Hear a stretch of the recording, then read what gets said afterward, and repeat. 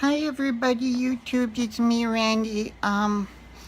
Me and Garrett just watched the Spider-Man Homecoming. That's what the new one's called.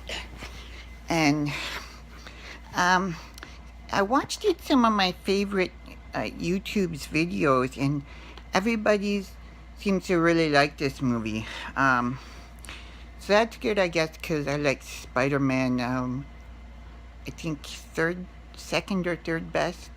Um, So it's good for there to be a good Spider-Man movie, but this wasn't my favorite Spider-Man movie. Um, well, I mean, you guys know that I like Tobey Maguire as Spider-Man, but it's not just because of that, but because Spider-Man 2 is like, it was my favorite Spider-Man movie ever.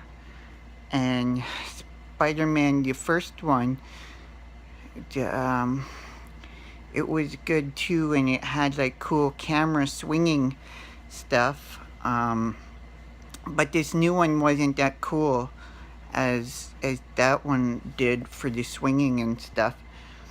But some of it was good though. Like the Tom Holland guy, he was pretty good for Spider-Man.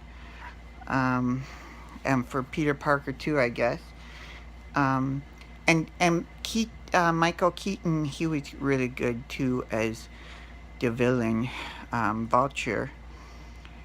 But I didn't like some of the actors, like the guy that played it, Flash. And it's weird. They had this one character that was Michelle, her name was, and in the end they said she was MJ, or which is weird because she doesn't look like Mary Jane at all. So maybe if there's going to be two MJs, Mary Jane and this Michelle person, I don't know. But also, it was, from the beginning, it was just so easy. Like, I liked the other Spider-Man movie because everything was so difficult for Peter Parker, and he had to,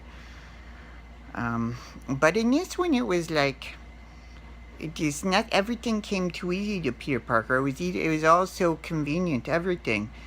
Like, if it was Tony Stark helping him out, or like he blew this boat in half and Tony Stark came and saved the day.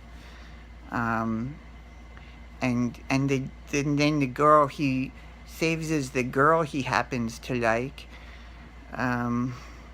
Which was kind of weird that he just so happened to, she was like a damsel in distress and he just happened to save her.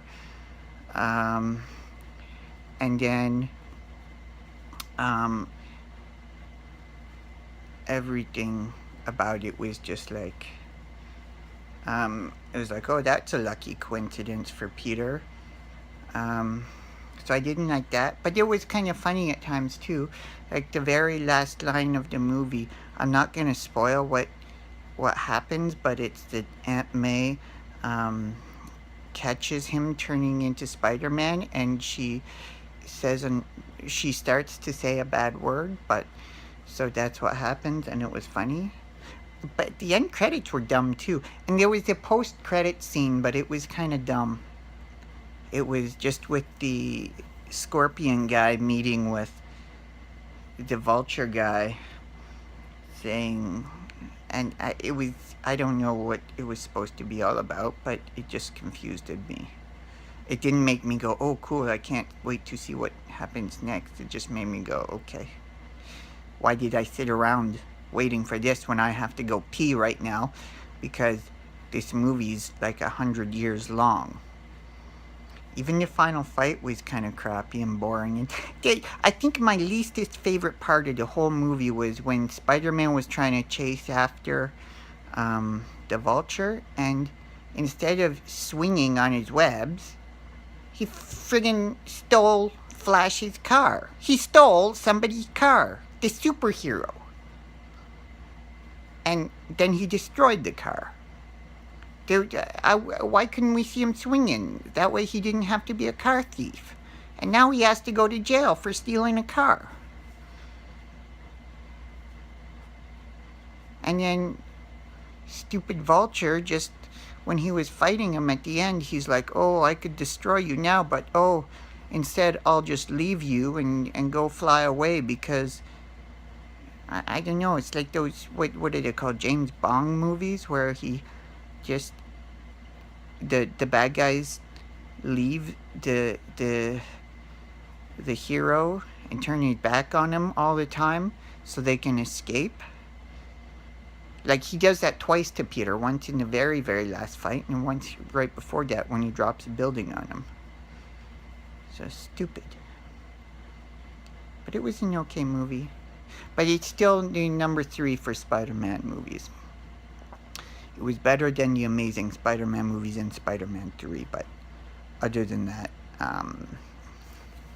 Spider-Man 2 is still the best.